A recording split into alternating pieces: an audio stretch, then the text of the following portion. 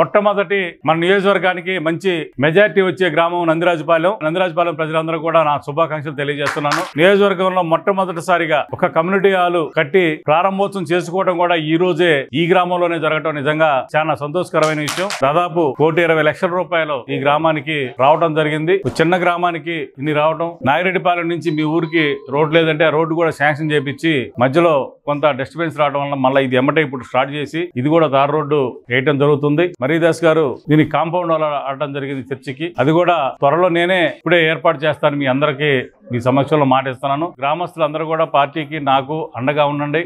నేను మళ్ళా ఎమ్మెల్యేగా తిరిగి ఎన్నికైన తర్వాత ఈ గ్రామంలో ఉన్న సమస్యలు ఇంకేమన్నా చిన్నవి ఉన్నా కూడా తీర్చే బాధ్యత నాది. ఎందుకంటే ఈ గ్రామం నాకు మంచి మెజారిటీ ఇచ్చిన ఊరు, ఎప్పటికీ మర్చిపోను నేను. ఫస్ట్ బూత్ కూడా ఈ ఊరే. ఫస్ట్ బూత్ లెక్కయటం తోటే నాకు ఇంత మెజారిటీ, నేనే ఆ బూత్ లో ఇంత మెజారిటీ వస్తానని లెక్కేసుకున్నాను.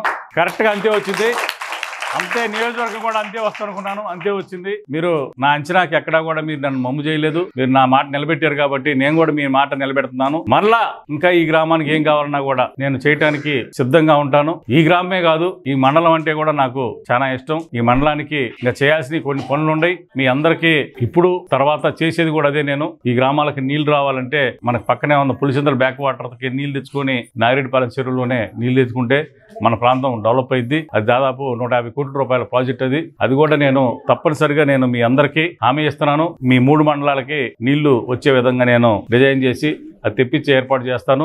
రైతులందరూ కూడా నమ్మండి. తప్పనిసరిగా అది చేసిన రోజున మళ్ళా ఇక్కడ మీటింగ్ పెడతాను. మీటింగ్ పెట్టి మీ అందరూ ఆశీస్సులు తీసుకుంటాను. నేను తప్పనిసరిగా 2 నెలల్లోనే ఎలక్షన్స్ వస్తున్నాయి కాబట్టి మీరందరూ కూడా నన్ను పెద్ద మనసుతోటి ఆశీర్వదించండి. కమ్యూనిటీ హాల్ చూశారు. ఇప్పుడు ఇది ఇంత కమ్యూనిటీ హాల్ గతంలో ఎవరు కూడా కట్టించిన దాఖలాలు మన నియోజకవర్గంలో దాదాపు ఒక 25 కమ్యూనిటీ హాల్స్ మనం కట్టిన ముస్లింస్ గానీ, ఎస్సీలకు గానీ, బీసీలకు గానీ కట్టించడం జరిగింది. ఇది ఒక్కొక్కటి ఇప్పుడు ప్రారంభోత్సవం ఈ నందిరాజుపాలెం నుంచే మొదలైంది కాబట్టి, మరి మీ మొదటి బూత్ నుంచే మొదలైంది కాబట్టి ఇది ఎక్కడా కూడా ఆగేది లేదు.